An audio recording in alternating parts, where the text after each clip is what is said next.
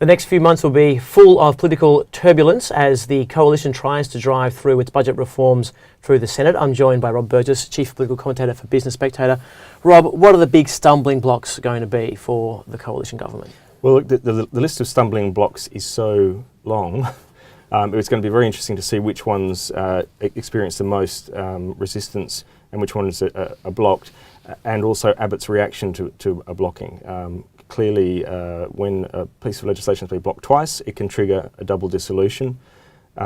We don't know that Abbott's going to do that because it's a highly risky strategy. So in the meantime, I mean, the list is co-payments for Medicare, there's PBS increase, there's obviously the deficit levy, the fuel excise increase, it goes on, raising uni fees, et cetera, et cetera. So what is going to pan out here is a very tactical game between Labor, Palmer United Party, the Greens, and obviously the coalition. And I don't think people are reading the situation correctly at the moment. It's a lot more complex than. So let's break that down for a second. So you've got PUP, the Greens, and Labor, who really have stopped working together. Well, Labor and the Greens said that's it. The kind of grand coalition's over.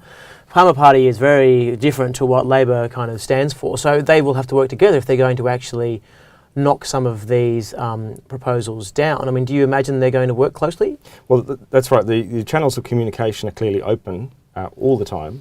They do need to know what each other's doing, but they're making their choices tactically. I think that's the most important thing here, is that the era of politicians making decisions on principle seems to have just vanished in the past, roughly the past sort of 4 to 6 years. So that we'll see Labor disgusted and voting against the deficit levy potentially. I think they're still leaving that open as a possibility, when it's the kind of policy that Labor would normally love to put in place.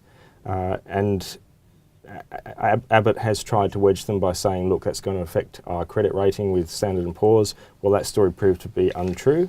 But you can see it's all just tactics and nothing particularly to do with a real reform agenda. Now, Abbott, I do think, has a reform agenda, besides the one that we've all been talking about, but he's not showing his hand at this point. So let's talk about tactics. What kind of things are you looking out for from the government? Well, on the coalition side, I think there is a fascinating political game being played, and I don't think many people are aware of this at this point. Now, what we've seen is a sort of draconian, welfare-slashing, right-wing budget. That's at face value, that's what we have. Now, the left has gone nuts. The unions have gone nuts. Independent citizens are out protesting and organising protests. Anyone with even a sort of a slight left-leaning has gone crazy. Now, I believe that is exactly the response they were looking for. This is part of a political process to achieve some very major reforms. The one that I've identified is what was identified in the Commission of Audit report, which is a dramatic change to the Federation, to push more power back to the states, more money back to the states, and then for Canberra to say, well, if you guys don't have good hospitals or good education, that's your fault. There are arguments for and against that, but to try and get that sort of constitutional change through in normal times is impossible. Now, Abbott is creating something which is not normal times, and I believe that there is a much firmer agenda underneath that than most people can see. I could be wrong. If I am wrong, this is the most incompetent government we've ever seen. But I don't believe that. So you think this is a deeply ideological government which is actually trying to fundamentally change the shape of Australia? Well, when you say ideology, you have to be a bit careful, because people have recognised for a long time that the Federation is dysfunctional. Labor admits that too.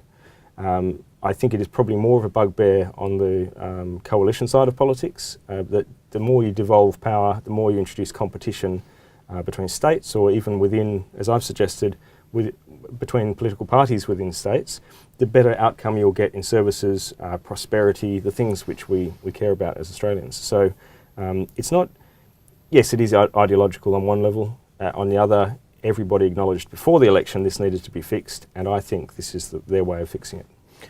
So let's take it back to the Senate, though, because we are still in a federalist nation. They still have to get those bills through the Senate. So, I mean, what happens if we end up with a stalemate and there's a quagmire? Well, look, the stalemate would be to have a number of pieces of legislation knocked back. This is what happened in 1974 to the Whitlam government. They lined up 6 pieces of legislation. They bounced them off the Senate twice. Now, if you go to a double dissolution, which they did in 74, they then were able to pass all 6 pieces straight after that election. That would be a very risky strategy for Abbott. So if things get bounced back, my feeling is he's going to just wear that and he's not going to go to a double dissolution. That let's say the deficit levy was knocked back, he would just say, well, look, everybody, the deficit is bigger than we planned because Labor caused that. You know, he'll throw it back onto Labor. Clive Palmer, who's really his nemesis in the Senate. So look, I think that's the approach that they will take. Rob Burgess, thanks very much. Thanks.